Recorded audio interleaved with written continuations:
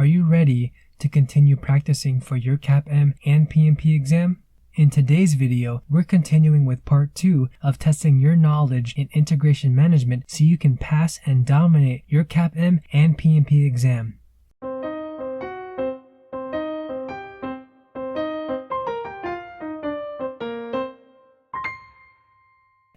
Just like our previous quizzes, when I read a question to you, you'll have a couple seconds to come up with the correct answer. But since you may not have enough time, pause the video right after I read the question, and in the comment section below, write down your question number, your answer, and a comment of why you think it's correct. And afterwards, hit that comment button.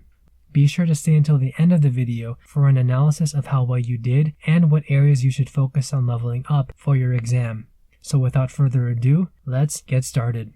Question 1. For projects which are smaller in magnitude, a project kickoff is typically held during which phase of the project management process? A. Initiation, B. Planning, C. Execution, or D. Monitoring and controlling? Which answer do you think is correct? If you chose B, then you were correct. For smaller projects in magnitude, the project kickoff should be held with the team during the planning phase to announce the beginning of the project after a project charter has been approved and signed off by the project sponsor. Question 2. What project document lists the activities needed for your project, including estimated durations, assignments, and planned start and completion dates? A. Milestone list, B. Project calendar, C. Schedule report, or D. Project schedule. Pause the video and write down which answer you think is correct. If you chose D, then you're correct. The project schedule is a document which outlines not only the task to perform all the activities of your project, but also the estimated durations, who is assigned to each task, along with estimated start and completion dates. The milestone list, on the other hand, only shows specific milestones for the project and their estimated completion dates. Question 3. Work performance data is best characterized as A. The final product resulting from the completion of a project, B. Measurements and in-process data collected during execution of your project, C. Information on the project's progress collected during the control process, or D. Data collected from quality control activities. The correct answer is B. Work performance data consists of all raw in-process observations, data, and information that you collect while you and your team are executing your project's activities. As shown here, work performance data is an output of direct and managed project work. Work performance information is then used as an input to monitor and control project work to create your work performance report. And these reports are ultimately inputs into performing integrated change control.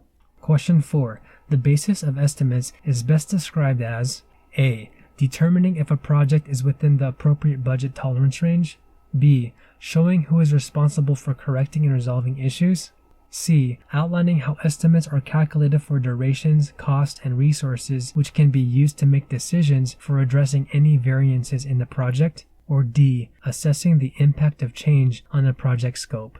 Take a few seconds to pause the video and write down which answer you think is correct in the comment section below. Which answer did you choose? If you chose C, then you're correct.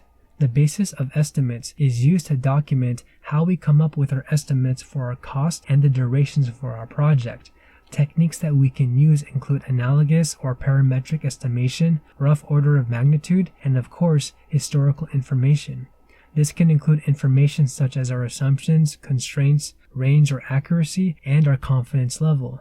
For example, imagine you have a marketing specialist on your team and you're trying to estimate the budget that's needed to perform market research. Well, if you assume that the specialist earns $25 per hour, who will be analyzing the latest market trends for a total duration of 80 hours, this translates to a rough estimate of $2,000 total. Now please keep in mind that these are rough estimates. By the way, if you're getting a lot of value out of this video, and if you want more weekly quizzes and tips and tricks to pass your CAPM and PMP certification exam, smash that like button and hit subscribe so you don't miss anything. On to our next question. Question 5. Which of the following does not occur during monitoring and controlling project work? A. verifying the status of project risks, B, evaluating the project's performance against the baseline, C, monitoring implementation of approved changes, or D, confirming that the customer has formally accepted all project deliverables. The correct answer is D. Monitoring and controlling project work involves reviewing the project status and health condition to see if we're meeting the goals that we initially identified in our project management plan, and to also identify if we need to take any corrective actions to address any issues. Question 6. Trend analysis is a technique that is best described as A. Identifying the best corrective action to use if a deviation occurs during the project. B. Evaluating the project's performance on scope, schedule, and cost. C. Reviewing the variance between a project's planned and actual performance. Or D. Using previous data and information to forecast the project's future performance. Which answer did you choose? If you chose D, you're correct. Trend analysis is a data analysis technique that a project manager can use to look ahead into the project's future to see where potentially the project can slip and have cost overruns or schedule slips. Are there any trends that we should watch out for so we can prevent risks from coming to fruition? Question 7. While performing user validation of your team's software application, your marketing team has submitted a change request to enhance the user experience. However, this change would significantly increase the project scope and delay the project by an additional 6 months. Which project management process best describes a step that you're currently working on with your team? Is it A. Perform integrated change control, B.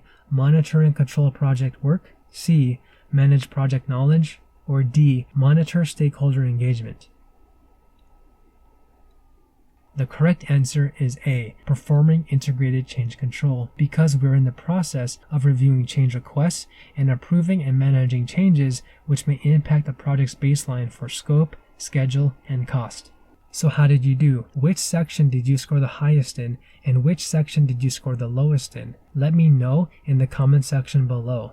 Also, what topics were the most challenging for you, and what are other topics that you'd like me to cover in future upcoming videos to help you pass your CAPM and PMP certification exam? Question of the day for you. Are you studying for your PMP or your CAPM exam? And when do you plan to take it? I'd love to hear from you, so let me know by writing it down in the comment section below. By the way, I'm planning to launch a website sharing free weekly practice questions, the best exam prep material, and free resources that you can use to pass your PMP and CAPM exam. So if that's something that you're interested in, be sure to subscribe and check out the link below. So thank you so much for checking out today's video. Subscribe for more CAPM and PMP training videos and free weekly quizzes just like this one. And if you haven't done so already, smash that like button, share this video with a friend, and give this video a huge thumbs up. I'm Alvin the PM, bringing you the best tips and tricks in project management, helping you pass your PMP and CAPM exam, and I'll see you in next week's video.